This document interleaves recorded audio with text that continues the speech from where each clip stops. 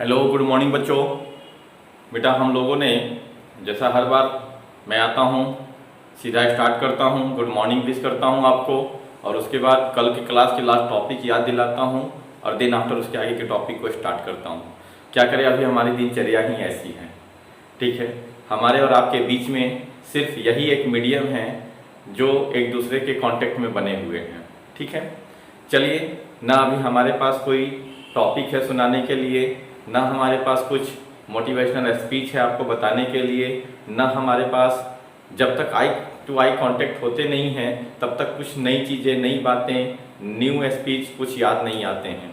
लेकिन जब आप सामने होते हैं तो सारी चीज़ें एक बार याद आती हैं। अभी मैं क्या करूं, आपको अपनी दिनचर्याओं के बारे में डिस्कस नहीं कर सकता हूं, जबकि कभी कभी क्लासरूम में हम लोग क्या करते थे, अपनी पर्सनल लाइफ भी कभी कभी कुछ कुछ चीज़ें हंसी मजाक में हो जाती थी।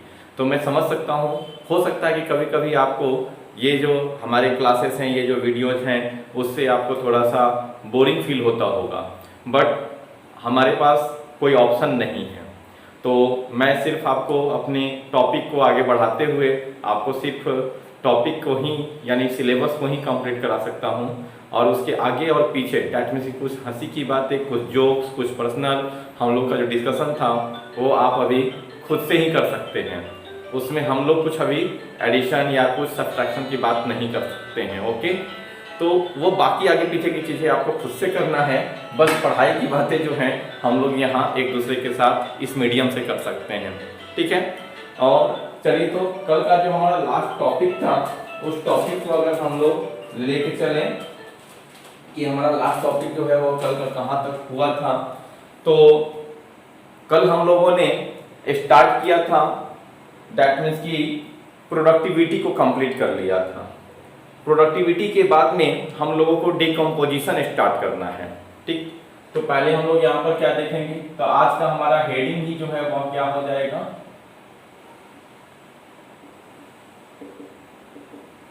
डिकम्पोजिशन।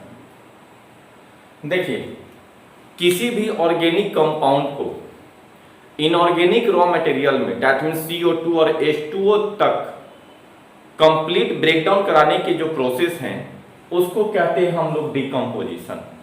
सिंपल सी बात को समझिए, इस प्रोसेस में सिंपली अगर कहा जाए कि क्या कर सकते हैं हम लोग, इस होता क्या है, कर सकते नहीं है मतलब इस पोजीशन, इस प्रोसेस में, डिकम्पोजिशन के प्रोसेस में होता क्या क्या है।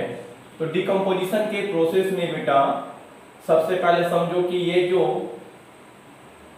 ऑर्गेनिक रॉ मटेरियल या जो भी ऑर्गेनिक कंपाउंड है, ठीक, ये ऑर्गेनिक कंपाउंड ब्रेक डाउन हो करके यानी प्रोसेसिंग हो करके यहां पर ये डिकम्पोजिशन का प्रोसेस हुआ तो फाइनली कन्वर्ट होगा CO2 एंड H2O में। मिल गया आपको। इसी CO2 और H2O का यूज करके यहां पर क्या बन जाता है, कार्बोहाइड्रेट में। कब, जब ये फोटोसिंथेसिस होता है। तो आपको ये पता है कि फोटोसिंथेसिस में ये पूरा का पूरा प्रोसेस आपको पढ़ाया जा चुका है, यहां से CO2 और H2O को लेकर के।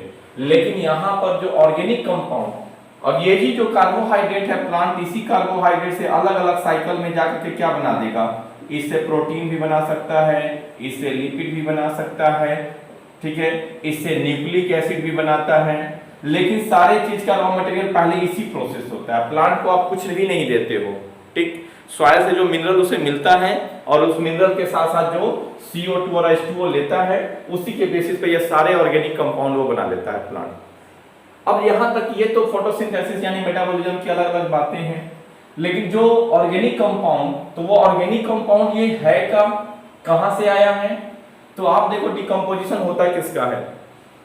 डिकम्पोजिशन कहने का मतलब जैसे आप फल लाते हो, फल के छिलके को आप क्या करते हो, कचड़े में डाल देते हो, कुछ दिन के बाद फल का छिलका सड़ गड़ के खत्म हो जाता है, तो वो कहाँ गया, सब्जी लाते हैं, सब्जी के छिलके होते हैं, सब्जी के पार्ट होते हैं, ठीक है, गोभी आप लेते हैं, फ्लावर खरीद के लाते हैं, फूल गोभी, और उसके ग्रीन पार्ट को यानी जो डंठल वगैरह होते हैं उसको काट करके आप कचड़े में फेंक देते हैं या कहीं खाली जगह में भी फेंक के देखो कुछ दिन में खत्म हो जाएगा, तो वो गया कहाँ।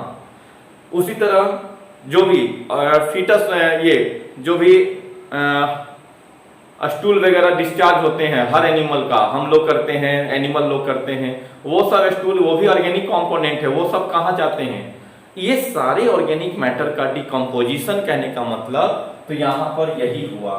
तो जो भी ऑर्गेनिक कंपाउंड मतलब dead animal, plant and stool etc, ये सब जो है वो ऑर्गेनिक कंपाउंड के होते हैं।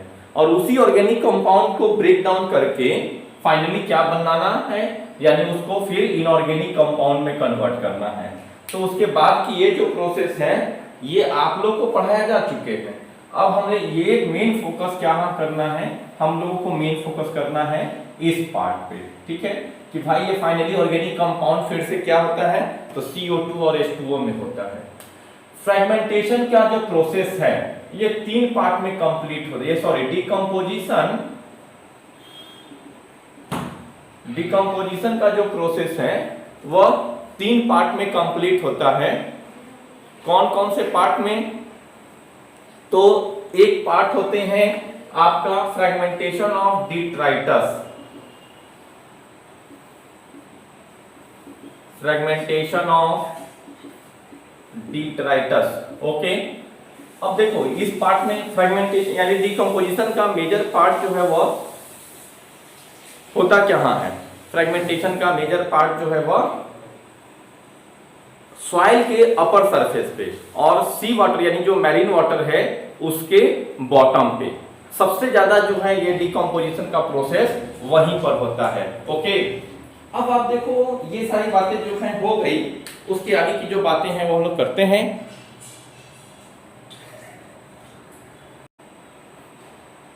तो यहां तक जो देख लिए, ठीक है। अब इसी में तो फ्रेगमेंटेशन में एक पहला प्रोसेस ये जो है, सॉरी डिकम्पोजिशन में जो पहला प्रोसेस है वो है फ्रेगमेंटेशन ऑफ डिट्राइटस। अब आपको कंफ्यूजन हो सकता है कि ये डिट्राइटस क्या है। जिस ऑर्गेनिक कंपाउंड का डिकम्पोजिशन होता है उसी को कहते हैं डिट्राइटस। यहां पर जो एग्जांपल के रूप में dead animal, plant, stool etc, these are the detritus. इसी को क्या कहते हैं, डिट्राइटस। तो पहले डिट्राइटस को स्मॉल फ्रैगमेंट में तोड़ने का जो प्रोसेस है उसी को कहते हैं फ्रैगमेंटेशन ऑफ डिट्राइटस। और फ्रैगमेंटेशन ऑफ डिट्राइटस करने का काम कौन करते हैं, तो इनवर्टिब्रेट मेन रूप से करते हैं। कौन, इनवर्टिब्रेट। जैसे एग्जांपल के रूप में आप ले सकते हो वो इनवर्टिब्रेट कौन कौन हो सकते हैं, तो earthworm, termite,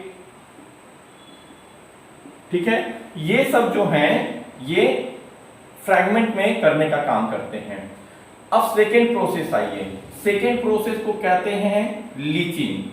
second process decomposition का क्या है, लीचिंग, ठीक है। लीचिंग में क्या होता है, जो भी ये जो फ्रैगमेंट डिट्राइटस का जो फ्रैगमेंट बना उसके जो वाटर सोलुबल कंपोनेंट होते हैं, नदी के पानी से या बारिश जब आया है या किसी लिक्विड के कांटेक्ट में आने से धीरे धीरे वो सॉइल के इनर सरफेस में पहुंचते हैं अंदर की ओर। तो वाटर सोलुबल जो सॉल्ट है या और दूसरा जो सोलुबल ऑर्गेनिक कंपाउंड है वो सॉइल के सरफेस के अंदर इंटर करेंगे, ठीक। क्योंकि वो वाटर सोलुबल है, जब वाटर के कांटेक्ट में आएगा तो वो सॉइल के नीचे में जाएगा और उसी सॉइल के नीचे में, ठीक है, यानी इनर सरफेस पे अब तीसरा प्रोसेस क्या होगा, तो वह होगा कैटाबोलिज्म। थर्ड प्रोसेस इज यानी fragmentation of detritus, leaching and catabolism. Catabolism की अगर हम लोग बात करेंगे बेटा कि कैटाबोलिज्म में क्या होते हैं, तो देखो खास करके जो सैप्रोफिटिक बैक्टीरिया और फंगाई होते हैं सॉइल के सरफेस में, कौन, तो saprophytic bacteria and fungi. Saprophytic bacteria and fungi जो होते हैं सॉइल के सरफेस में, ये क्या काम करते हैं, ये अपना कैटाबोलिज्म करते हैं, जिसकी वजह से जो ऑर्गेनिक कंपाउंड उस सॉइल में है उस सॉइल के ऑर्गेनिक कंपाउंड को पहले वो क्या करेंगे, अपने बॉडी के बाहर एंजाइम को सीक्रेट करके उस ऑर्गेनिक कंपाउंड को सिंपलेस्ट फॉर्म में तोड़ देंगे और उसके बाद उसको खा करके और इनऑर्गेनिक रॉ मटेरियल के रूप में यानी वाटर एंड CO2 ये सब के रूप में वो डिस्चार्ज करेंगे।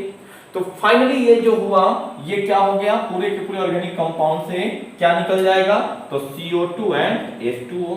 और प्लांट इसी CO2 और H2O को यूज करके वो क्या करता है, फिर से ऑर्गेनिक कंपाउंड बना लेता है। तो इस तरह से एक साइकिल का फॉर्मेशन हो जाता है। वो साइकिल भी आपको हम लोग दिखाएंगे, ठीक है, देखेंगे हम लोग। चलिए, तो सबसे पहले हम लोग को स्टार्ट करना है डिकम्पोजिशन। मेन बात यही है कि डिकम्पोजिशन का मतलब कि कॉम्प्लेक्स ऑर्गेनिक कंपाउंड जो है वो टूट करके हो जाता है इनऑर्गेनिक कंपाउंड में, CO2 एंड H2O।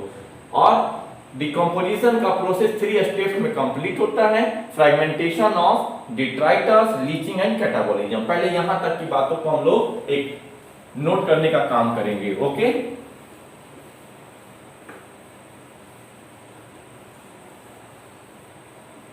चलिए देखते हैं।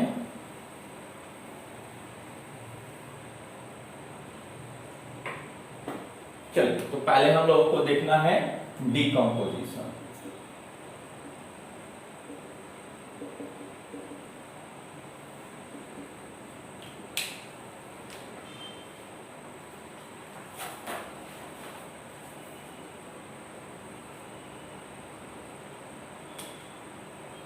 Decomposition is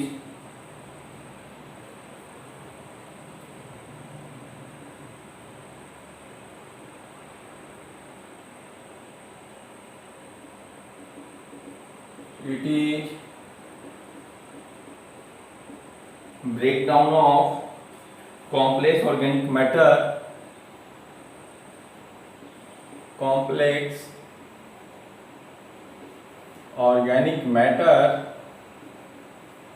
complex organic matter to inorganic raw material, to inorganic raw material like CO2, H2O and various nutrient by various nutrients by decomposers.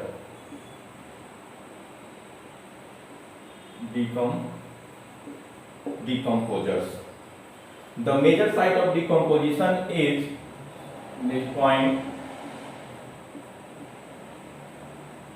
The major site of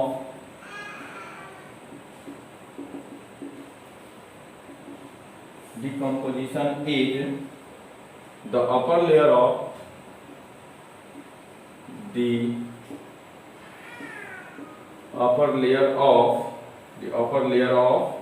soil, in terrestrial habitat,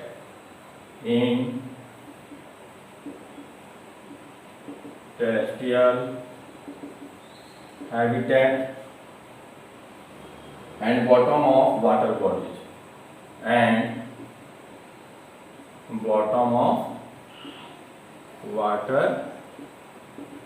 bodies, okay. तो आपको तो ये जो मिला definition और बताया था कि अपर लेयर ऑफ सॉइल के सरफेस पे सबसे ज्यादा डिकम्पोजिशन होता है और वाटर के यानी जो नदी, तालाब या समुद्र है उसके सबसे नीचे वाले लेयर पे डिकम्पोजिशन जो है वह सबसे ज्यादा होते हैं। अब आपको पता है डिकम्पोजिशन के क्या है, तो 3 स्टेप्स में डिकम्पोजिशन का प्रोसेस हमारा कंप्लीट होता है और उसी 3 स्टेप्स के हम लोग नाम को देखेंगे कि वो कौन कौन से स्टेप्स